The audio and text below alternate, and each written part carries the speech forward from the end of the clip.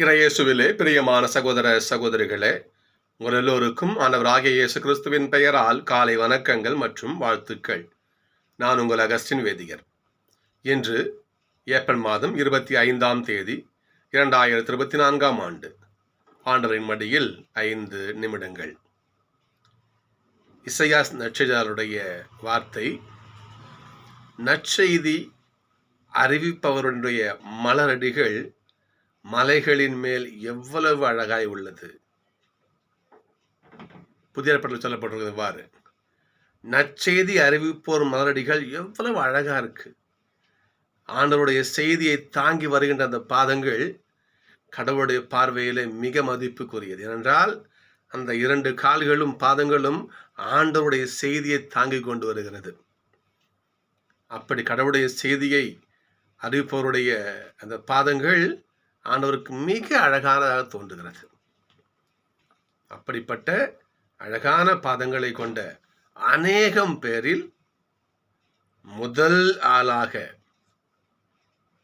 இதை ஆன்லைன் பண்ணிக்கணும், கோடு போட வச்சுக்கணும், முதல் ஆளாக ஆண்டவர் இயேசுவை பற்றிய நற்செய்தியை முதலிலே சொன்னவர் தூய மார்க் நற்செய்தியாளர். இந்த மாபெரும் பெருமை, மாபெரும் ஆசீர்வாதம் அவருக்கு உண்டு.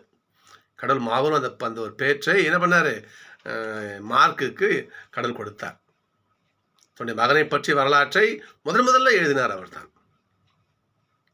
இயேசு யாவே ஆண்டவருக்கு அந்த ஒரு யாவே ஆண்டவர் அப்படிப்பட்ட ஒரு மகிழ்ச்சியா ஒரு அற்புதமான ஆசீர்வாதத்தை மார்க்குக்கு கடவுள் கொடுத்தார்.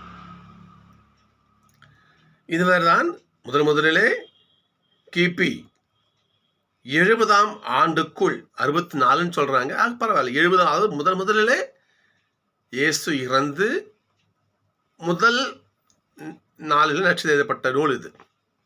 கிபி 64க்கும் 70க்கும் இடைப்பட்ட காலம்னு சொல்றாங்க. அப்போ இவருடைய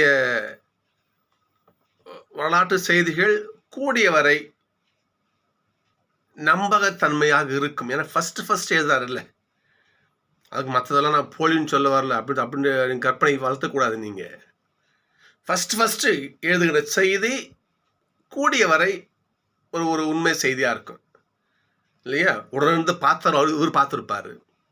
ஏசப்பாவை இவர் பார்க்கலனாலும் ஏசப்பா கூட இருந்தவர்கள், ஏசப்பாவை பார்த்து அனுபவித்தவர்கள் இவருக்கு பழக்கமாக இருந்திருக்கலாம். அப்போ இவர் எழுதுகின்ற செய்தி, இவர் சேகரித்த செய்தி மிக மிக உண்மையானதாக, மற்ற கலப்பு இல்லாமல் இருப்பதாக நிச்சயமாக வாய்ப்பு உண்டு. நான் புரிஞ்சுக்கணும். நீங்கள் அப்போ மற்ற 3 நற்செய்தியும் பொய்யான்னு கேட்கக்கூடாது, சரிங்களா? இதில் ஃபர்ஸ்ட் எழுதுறதால கூடியவரை உண்மை நிகழ்வுகள் இதில் நிச்சயமாக இருக்க வாய்ப்பு மிக அதிகமாக உண்டு. இவர் அலெக்சாந்திரியாவிலே பணியாற்றியதாக வரலாறு சொல்லுகிறது. அவர் அங்கே தான் பணியாற்றி அந்த மண்ணிலேயே மறை சாட்சியாக இறந்தார் என்று யூசிஃபஸ் என்கின்ற ஒரு வரலாற்று அறிஞர் சொல்றார். மறை சாட்சியாக அங்கே மரித்தார்னு சொல்றாரு. இவர் பர்னபாவுடைய சகோதரர். இவர் பவுலோடு அந்த 3 தூதுரை பயணங்களிலும் கூட இருந்து உதவி செய்தவர் மார்க். இந்த மார்க் நற்செய்தி நூலை இவர் புறவின மக்களுக்காக எழுதுகிறார். எங்கிருந்து? ரோமையிலிருந்து எழுத வரலாறு சொல்லுகிறது. என்றால் ரோமை மக்களால் கிறிஸ்தவ மக்கள் துன்புறுத்தப்பட்டார்கள் வேத கலாபனை காலத்தில். தொடக்க திருச்சபை காலத்தில் மக்கள் பட்ட கஷ்டத்தை பார்த்து அவர்களுக்கு நம்பிக்கை தரும் விதமாக இந்த நூலை புறவின மக்களுக்காக மார்க் எழுதியதாக வரலாறு சொல்லுகிறது. இவர் அலெக்சாந்திரியாவிலே ஆண்டவருக்காக நற்செய்தி அறிவித்து மறை சாட்சியாக மரித்தார் என்று வரலாறு சொல்லுகிறது. சகோதரிகளே, சொன்னதான் நற்செய்தி அறிவிப்பவருடைய மலரடிகள் எத்தனை அழகானவை.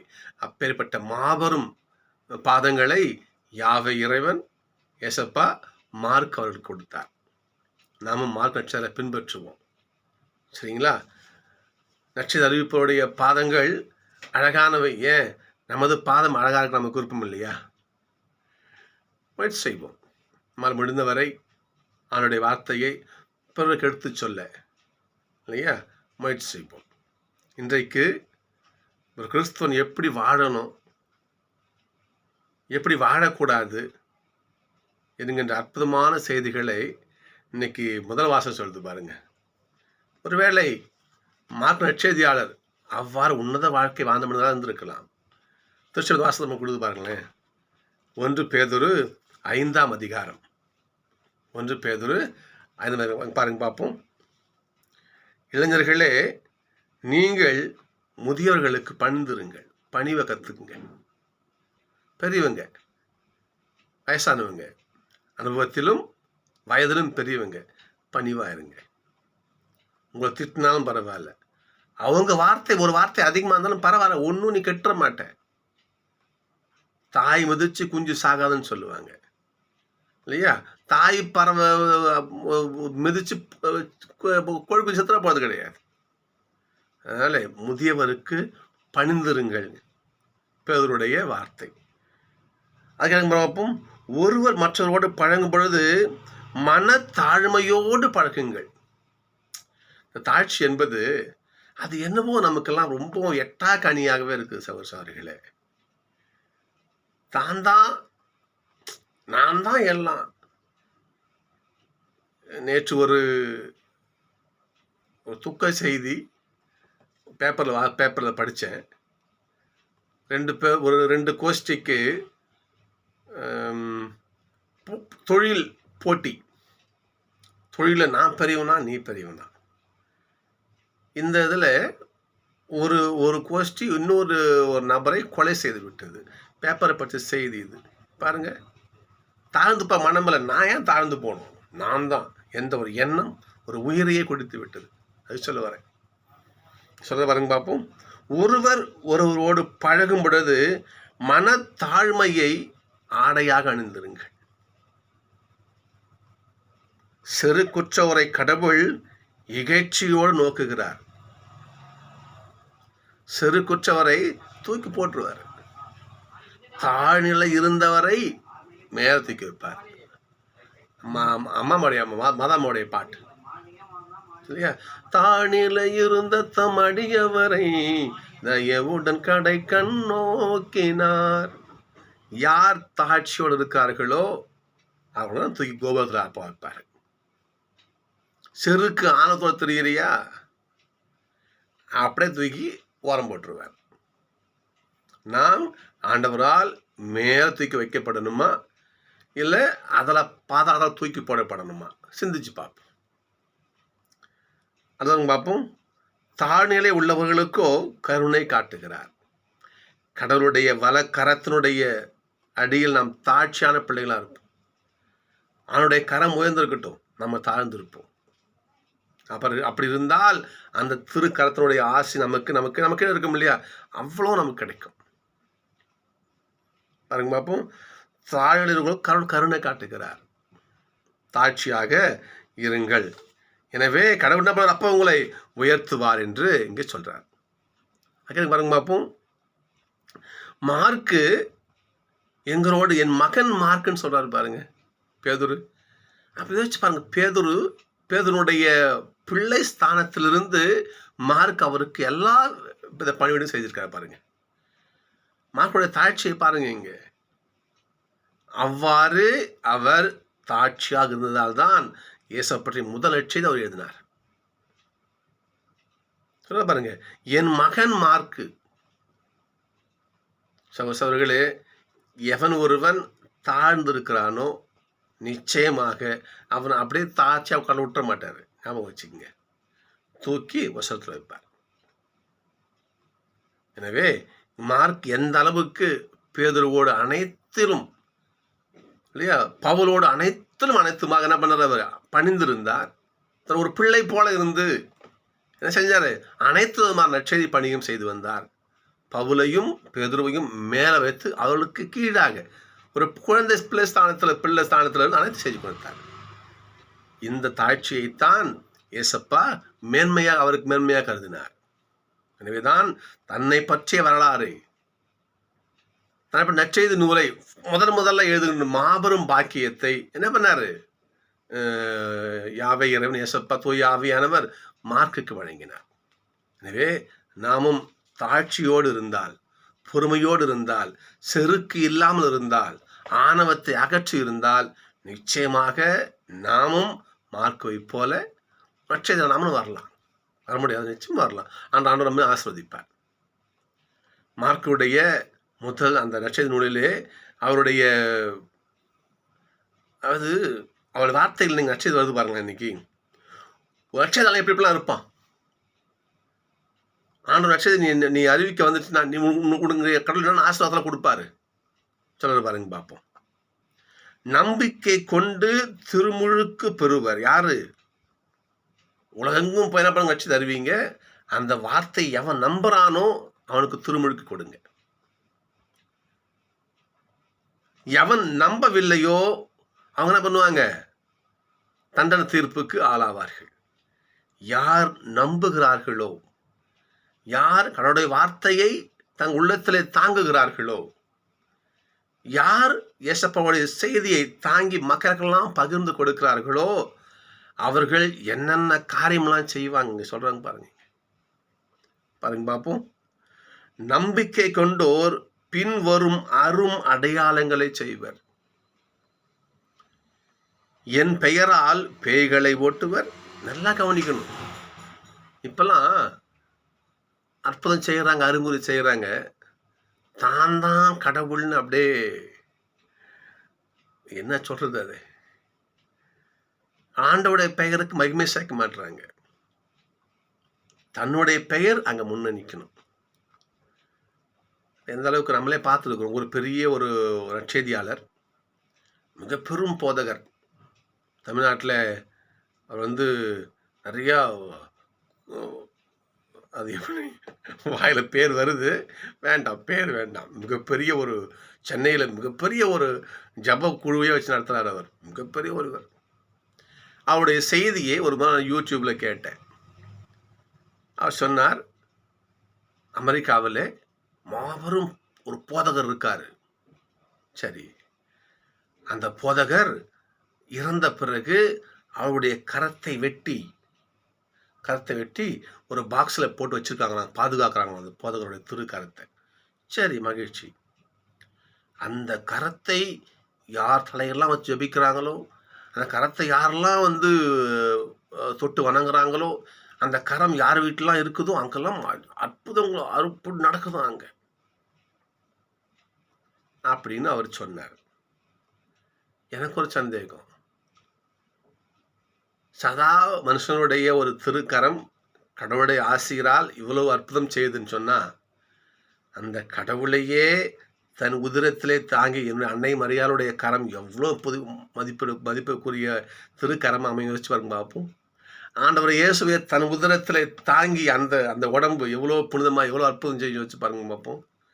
அந்த குழுதான் அன்னை மரியாதை வெறுத்து ஒதுக்குறது.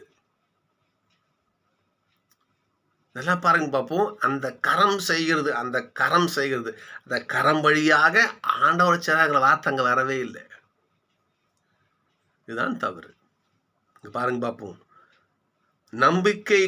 நம்பிக்கை கொண்டோர் பின்வரும் அரும் அடையாளங்களை செய்வர். அவர்கள் என் பெயரால், எங்கே ஆண்டவருடைய பெயர் மகிமைப்படுத்தப்படுகிறதோ அங்கேதான் அற்புதம் நிகழும். கிரெடிட் உனக்கு இல்லை, ஆண்டவருக்கு. நீ கருவி, நான் கருவி. நீ சொன்ன அந்த கை சொன்ன அந்த கரம் உண்மையாகவே இருக்கலாம். அந்த கரம் ஒரு கருவியாக பயன்படுத்தப்படுகிறது. அங்கே ஆண்டவருடைய பெயர் திருநாமம் புகழப்பட வேண்டும். ஆனால் எங்கே தான் நான் செய்கிறேன். இங்கே மாக்கு சொல்றது பாருங்க பார்ப்போம். என் பெயரால் பேய்களை ஓட்டு ஆண்டோடைய வார்த்தை சொல்றது பாருங்க. ஆண்டவருடைய பெயர்தான் அங்கே மகிமைப்படுத்தப்படுகிறது. என் பெயரால் பேய்களை ஓட்டுவர். ஒன்று, புதிய மொழிகளை பேசுவர். பாம்புகளை கையால் பிடிப்பர். கொள்ளும் நஞ்சை குடித்தாலும் அது அவர்களுக்கு தீங்கிழைக்காது. அவர் உடல்நலமற்றோர் மீது கைகளை வைப்பர், அவர் குணமடைவர். இவ்வளவு ஆசீர்வாதங்களையும் ஆண்டவர் மீது நம்பிக்கை கொண்டு யாரெல்லாம் அவருடைய வார்த்தையை கடைபிடித்து நடக்கிறாங்களோ இதெல்லாம் அவங்க செய்வாங்க. ஏன் பேதுரும் யோவானும் செய்யலையா? செய்தாங்க இல்லையா? எருசலேம் கோயில் வாசல ஒரு பிச்சைக்காரர் உட்காந்துருக்காரு. பேதுரு யாரும் கோயிலுக்கு போகிறாங்க. ஐயா ஏதாவது போடுங்க ஐயா. பொண்ணோ பொருளோ என்கிட்ட கிடையாது, என்கிட்ட இருக்கிறத நான் கொடுக்குறேன், எழுந்து நடன்னு சொன்னார். சொன்னாரா இல்லையா? எழுந்து நடக்கிறான். எவன் ஒருவன் ஆண்டவரை பின்பற்றி வாழ்கிறான் அவன் அப்பதான் செய்வான். மார்க் வழியாக ஏசப்பா மட்டும் பொய் சொல்லிட்டு போல, ஞாபகம் வச்சுக்கங்க. சும்மா பொருடா விட்டு போல. ஆண்டவர் சொல்லும் ஒவ்வொரு வார்த்தையும் நிகழும், நிகழாமல் போகாது. பேதுரு பாருங்க பார்ப்போம். போதைக்கு போகிற இடத்துல எல்லாம் ஒரு பெண் என்ன பண்ணுறா, செத்துப்பட்டாங்க. ஒரு தையல் தொழில் செய்த ஒரு பெண்மணி. அவர் செத்துப்பட்ட உடம்புல குளிப்பாட்டி பாடி வச்சுருக்காங்க. இவர் போகிறார், மண்டிட்டு ஜபிக்கிற ஆண்டவரிடத்துல. அந்த பெண் எழுந்து உட்காடுறாங்க. சரிங்களா? பர்னபாவை பாருங்க, உடனே மற்றொரு குணப்படுத்துறாரு பாருங்க. ஏனென்றால் ஆண்டவருடைய திருக்கரம் யார் ஆண்டவர் நடக்கிறாங்களோ அவங்களுடைய செயல்படும். அந்த கிருபை ஆண்டவர் பெயருக்கு போய் சேரணும். அதான் மார்க் சொல்றாரு பாருங்க. ஆண்டவருடைய பெயரால் இவை அனைத்தும் நிகழும். ஆண்டவருடைய பெயர் அவ்வளவு வல்லமை வாய்ந்தது, மகிமை வாய்ந்தது. இதற்கு மார்க்கு மாபெரும் ஒரு உதாரண புருஷனாக தான் சொல்லணும். அவர் அப்படியே வாழ்ந்துட்டு போனாரா? கிடையாது.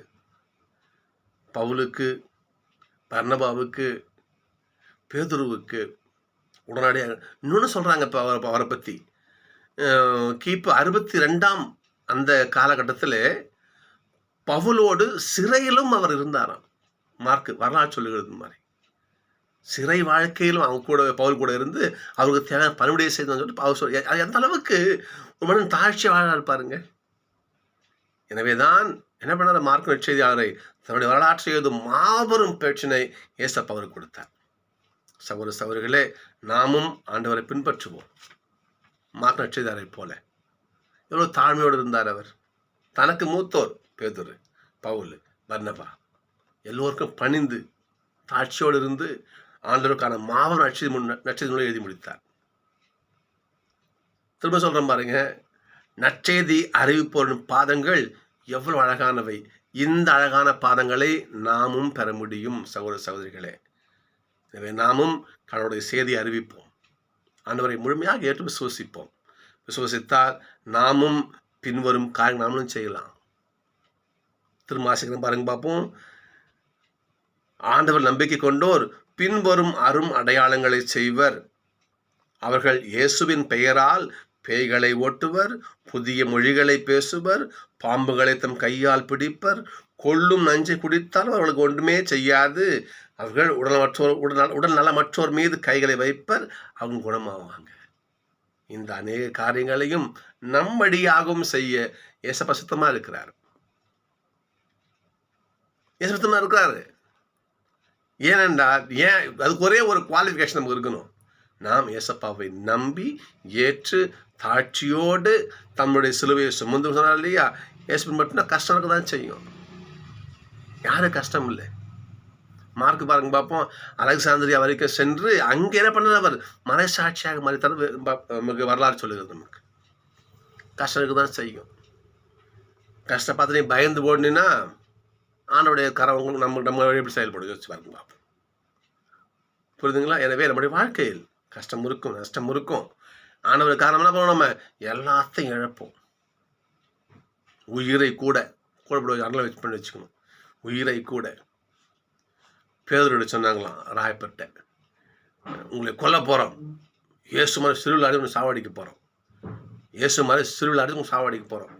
இயேசு மாதிரியாவா? அடப்பாவிகளா, இயேசுவை போல சிறுவில் அறிஞ்சு சாக எனக்கு நான் தகுதி கிடையாது. என்ன பண்ணுங்க, தலைகீழா சிலுவையில் அறைங்கன்னு சொல்லி தலைகீழா அவரை சிலுவையில் அறைஞ்சு கொண்டார்களாம். ஏன் சொல்றேன்னா, நச்சு அறிவிப்போருக்கு உயிரும் துச்சம்தான். அதுவும் ஒரு பொருள் தான், தூக்கி கூட்டு போயிட்டே இருப்பாங்க. ஆனால் கடவுள் நம்மை உயிரை கொடுக்க சொல்லலை, நம்மளுடைய நேரத்தை கொடுப்போமே, கொஞ்ச நேரம் ஒதுக்குவோமே.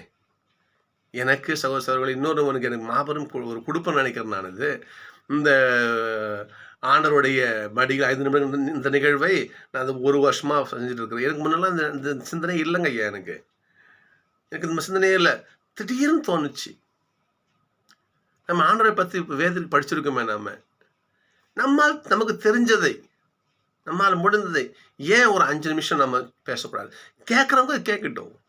ஒரே ஒரு ஆன்மா கேட்கட்டுமே. நான் 20 நிமிஷம் பேசணும்னு வச்சுங்களேன், 20 வினாடிகள் ஒரு ஒரு ஒரு 2 வார்த்தை அந்த மனசுக்குள்ளே போயிட்டு ஏசப்பாவே ஏசப்பான்னு அதை உச்சரிக்க வச்சாலே பெரிய ஒரு கிருபை இல்லையா எனக்கு? ஒரு மகிழ்ச்சி எனக்கு இல்லையா? என் வழியாக ஆண்டவர் செயல்படுறாரு இல்லையா? அதை என்ன பண்ணுறேன் நான் இந்த செய்தி இதில் போட்டுக்கிட்டு இருக்கேன். நான் அதில் இதை போல் நீங்களும் என்ன பண்ணுங்க, முடிந்தவரை ஆண்டவரை அறிவிக்க மார்க்கோவை போல பழகி கொள்ளுங்கள். அவ்வாறு செய்தால் நம்ம ஆச்சரியம் இல்லையா?